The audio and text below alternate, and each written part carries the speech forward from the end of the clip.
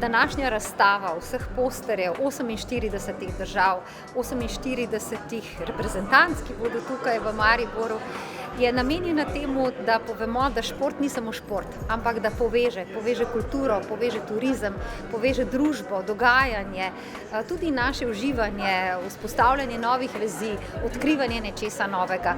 In zakaj ne bi vsi, ki pridejo, imeli tudi priložnost, da se predstavijo in povedo, kdo so.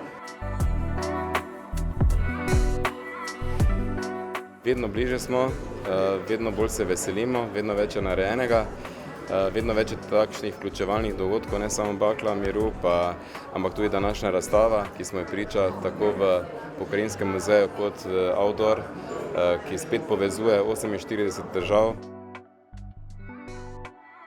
Pokrajinski muzej Maribor z velikim veseljem in navdušenjem sodeluje pri tem pomembnem projektu, ne le za mesto Maribor, ampak pravzaprav za celo Slovenijo.